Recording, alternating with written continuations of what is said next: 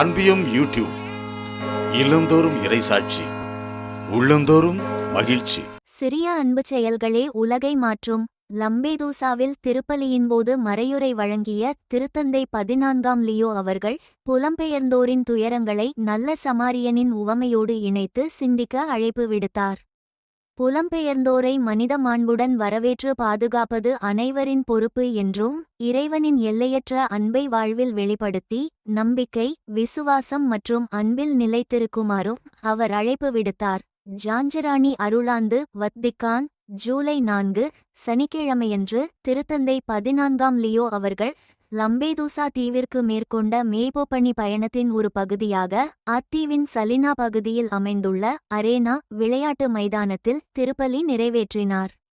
அத்திருப்பலியின்போது திருத்தந்தை அவர்கள் ஆற்றிய மறையுரை: அன்பார்ந்த சகோதர சகோதரிகளே, இறைவன் எப்போதும் முதலில் நம்மை அன்பு செய்கிறார்.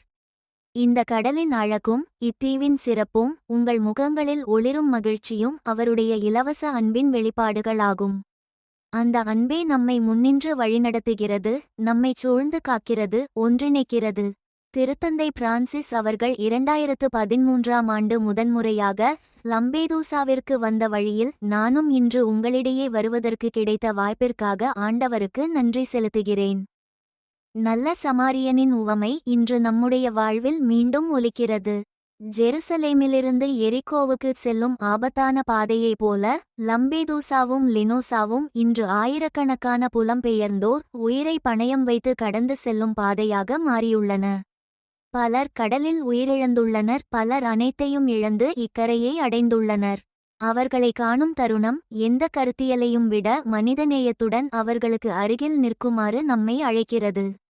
நம் அயலானாக இருப்பது என்பது அயலானைப் போல செயல்படுவதில்தான் உள்ளது.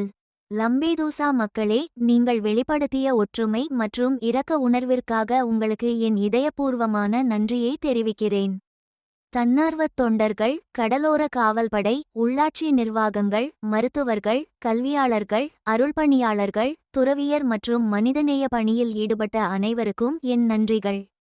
கடலில் ஆபத்தில் இருந்த சகோதரர்களையும் சகோதரிகளையும் காப்பாற்றிய உங்கள் அன்பு இறைவனின் இரக்கத்தின் உயிருள்ள சாட்சியாக விளங்குகிறது. இங்கு இருக்கும் புலம்பெயர்ந்தோருக்கும் என் வாழ்த்துக்களை தெரிவிக்கிறேன். அவர்கள் உதவியை பெற்றவர்கள் மட்டுமல்ல, தங்கள் பயணத்தில் தங்களைப் போலவே துன்பப்படும் மற்றவர்களுக்கும் துணை நின்றவர்களாக இருக்கின்றனர். இந்த அன்பியம் யூடியூப் சேனலை நீங்கள் ஷேர் பண்ணுங்க, சப்ஸ்கிரைப் பண்ணுங்க, லைக் பண்ணுங்க. Wish you all the best.